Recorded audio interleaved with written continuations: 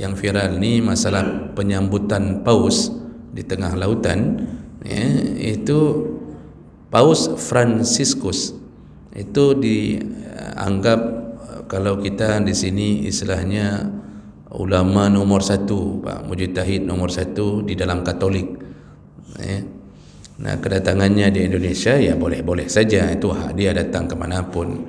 Namun yang menjadi viral adalah ketika disambut oleh orang Islam sampai menghinakan Islam itu sendiri. Kenapa saya bilang begitu? Siakut, Bapak kenal Siakut? Siakut, Menteri Agama tu, dia sampai ceramah kan dalam penyambutan paus itu. Kan isi ceramahnya dia mengatakan, saya kagum ini terhadap paus dengan pakaian yang sederhana, didorong dengan kursi roda yang sederhana, dia datang sendiri dengan pesawat yang sederhana. Inilah salah satu yang bisa menjadi suri tauladan kita. Kan bodoh Siakut tu. Memang sekarang zamannya yang diangkat adalah orang-orang bodoh. Kalau tidak bodoh, itu tidak bisa jadi presiden dan wakil presiden. Jadi syarat mau jadi presiden dan wakil itu harus bodoh. Kalau tidak boleh, Pak. Karena dunia sekarang memang membutuhkan orang begitu.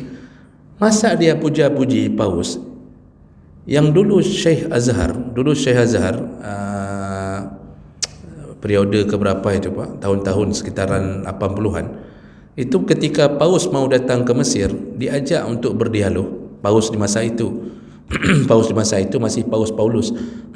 Dia kan berbeda-beda gelarnya, Paus Paulus, Paus Benedictus, Paus Franciscus, nanti macam-macam kan. Datang surat ke Syekh Azhar di Mesir, lalu kemudian meminta untuk berdialog, maksudnya menyambut mereka, minta untuk berdialog. Apa jawaban Syekh Azhar? Kami yang menghormati Nabi Isa tidak akan berdialog yang mengatakan Isa sebagai anak Tuhan. Langsung dijawab begitu, langsung dibubarkan, tidak ada dialog-dialog. Kami tidak akan berdialog kepada orang-orang yang mengatakan Isa anak Tuhan. Jadi langsung diserang tepat pada ulu hatinya. Kamu bergabang awakkah? Tuhan hanakah akui? Karena di dalam sisi Nasrani ini, di sisi Nasrani, Pak, Katolik itu menyebutkan Maryam itu dihembuskan oleh Tuhan Bapa. Yang dihembuskan adalah reinkarnasi dari Bapa, sehingga Yesus adalah Tuhan anak yang berasal dari firman. Jadi si Bapa yang punya firman masuk ke dalam rahim Maryam, Maryam mengeluarkan firman berupa manusia. Maka Yesus itu adalah Tuhan tapi berjasad manusia. Jadi orang mengatakan Yesus itulah firman, ya. Tapi tidak perlu terlalu didalami masalah itu, Pak. Tapi kemudian tiba-tiba datang kita hormati orang-orang yang telah mengingkari adanya Tuhan Allah. Jadi ini dosa. Dan kenapa bisa terjadi begitu? Itu karena kemunafikan merajalela di negara ini. Jadi kita dikuasai oleh orang-orang munafik, ya.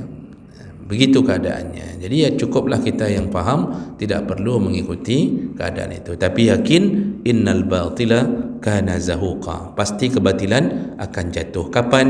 Ketika Imam Mahdi dan Nabi Isa turun, maka kemudian merekalah yang menghancurkan semua berhala. Mereka mematahkan salib. Dalam hadis Nabi Isa turun mematahkan salib, sedangkan salib dibuat untuk menghormatinya, mendewakannya. Jadi ini salah satu kemungkaran, kesyirikan di akhir zaman.